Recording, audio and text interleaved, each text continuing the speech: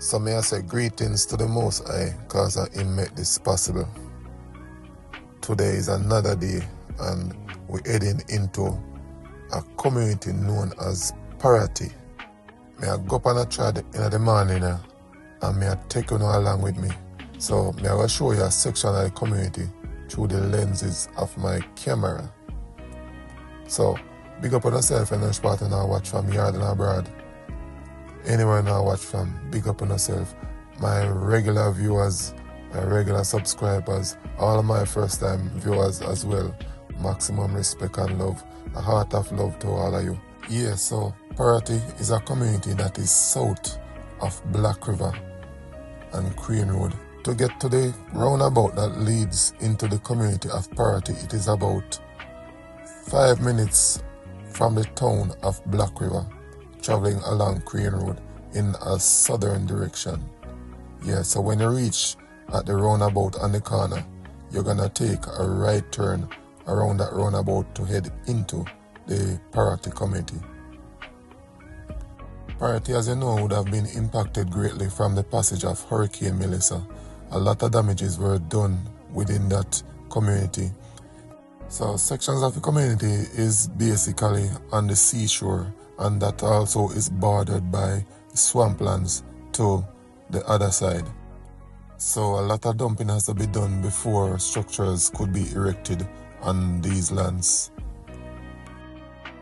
So Parottee itself is known and become popular as a result of the Pelican Bar that is way out there in the waters. So it's about a mile from the shore, and that is owned by Floyd. Yeah, so majority of the community is really dependent on the success of that business, and that was basically demolished by the passage of Hurricane Melissa, who unleashed its wrath upon the community and other sections of St. Elizabeth leading into Westmoreland and the whole western region. Those persons who want to exit the area or to vacate the area, you find that they still stood by, because that's where they earn their livelihood. That's where they have been for all their lives.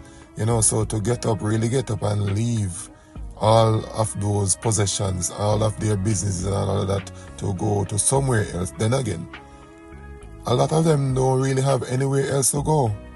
You understand? So it was very risky, and the greatest thing about it is that nobody really lost their lives, even though businesses and residence houses and all of these things were destroyed, boats, yeah, but at the end of the day, no lives were lost, you know. So coming out of the Hurricane Melissa situation, you find that the community was divided into two, where you find the sea came across, split the road in two and joined up with the Pondside Lake. So you find that the sea and the lake become one. So that community was divided. Yes guys, so we are continuing the trad, and this is what the community looks like now. Several permanent structures got damaged within this community. No electricity, light pole lying along the roadside, among other things. So traveling along, you find that persons are actually putting back pieces together. Those who can manage to, those who find themselves with the necessary resources to actually start their rebuilding process.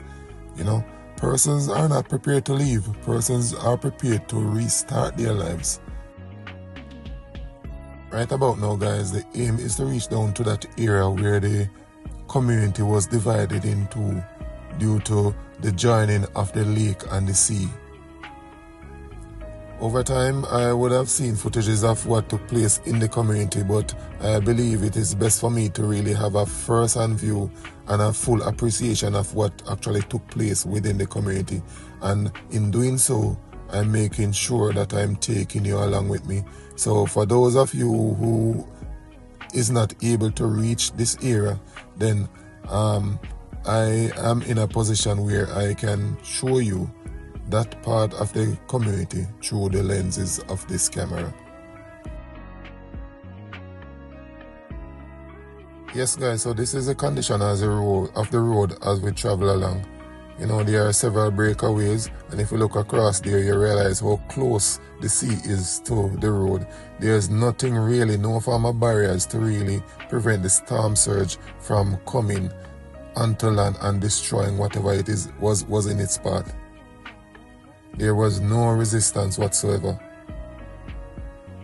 No retaining walls, nothing like that. Look right here, guys.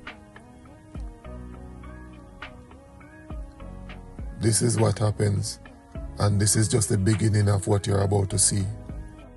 So continue watching, guys, as we journey along deeper into the community of Parottee. So right about now, I am going to take a walk over onto the seashore to give you a close-up of whatever is taking place or has taken place over there. So I'm basically on my way right over onto the seashore. So this area that I'm in now, guys, there are several businesses that were erected within this space, and if you notice, everything is flat. Everything is flat. So if you observe in the distance over there, you see some building blocks. It seems as if persons were planning on expanding their businesses. So right here, that's a pit right there. And over here, there's some businesses. These businesses actually were basically in the sea. Just look at it. It's obvious that these businesses were in the sea. So we're gonna move over onto another section. And this right here that I'm walking over was actually a shop, you know, but only the base is left right there now. So we're gonna move further over into this area where you will see the base of some shops or the remnants of whatever was a shop. So you have two pit right there, so as well, and these are part of the structures of the shops that were erected there. Yes, guys, so we are move on and continue the trad. So we're back on the road now. Yeah, we are go deeper down into the communities. You have a few animals right there. Yeah. And you have vehicle coming in and out of the community. That's a structure over there, unfinished structure. Yeah, and obviously got some significant damages to it as well. This part here right here now, guys. Look at this. This is what the sea does to this area. And I believe this is the area. Actually, this is the area that the sea actually split the road in two. Alright, so what you're looking at over there, guys, that is Panside Lake. All of that right there is Panside Lake. And right where I'm standing now, guys, this area is the area where the road was broken in two. And if you're watching some other videos, you will actually see the footages of what actually took place. So what happened now is that person on that side could not go over onto the side of the road because of the breakaway. So persons actually have to drive around the Panside region now to access the other side.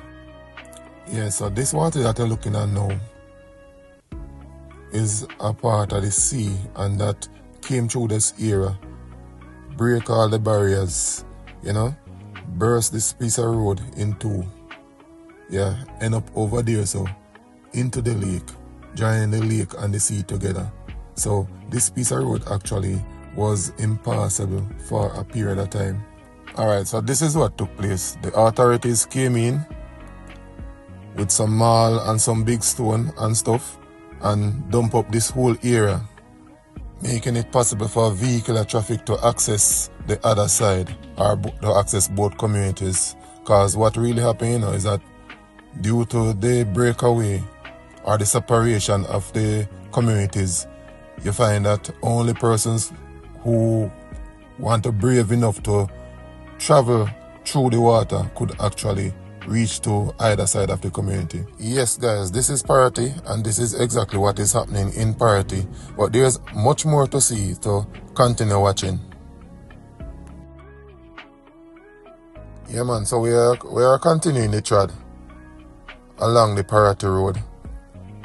There's a lot more to see, trust me. And when you see all of these things, you're gonna marvel. But then again, you got to believe, because I am right on spot, showing you exactly what has taken place, the aftermath of the hurricane. You know, there are some cleanup efforts that are being done, right? So a lot of the debris have already been removed. One of the things, you know, guys, is because I wasn't brave enough to walk through that water to come across over onto this side of the community, you know, because there are crocodiles in that water, and I'm not going to risk it to do that. You have some persons brave enough to do it. Well, kudos to them. So this is what I go on right now in the Parottee community. So continue watching.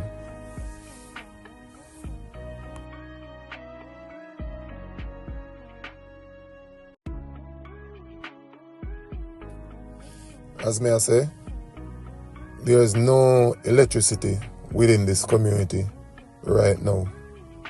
No electricity. So persons have to resort to generators, lanterns, solars, whatever form of energy source that they have. That's what they are resorting to right now.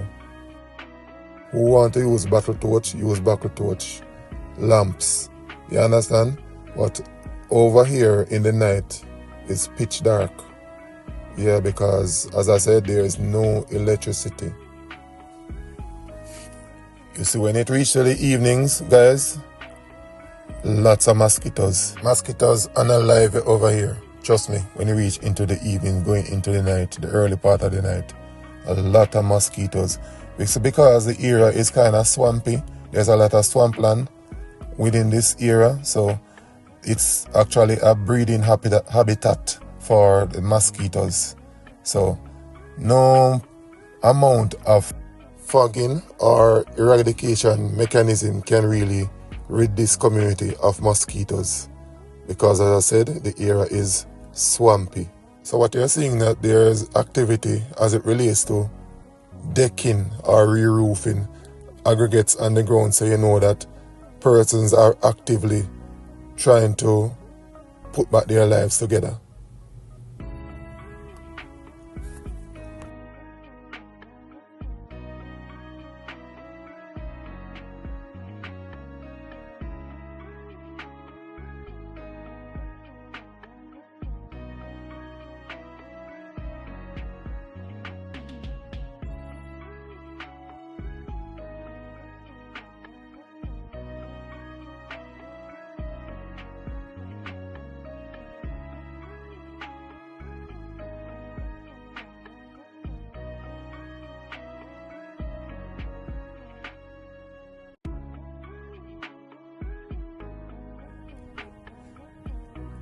Look at this, guys. Look at this. This is a boat, you know. A boat that is onto the roadway. And you still have not seen anything yet. Trust me. Just continue watching. There's a lot more for you to see.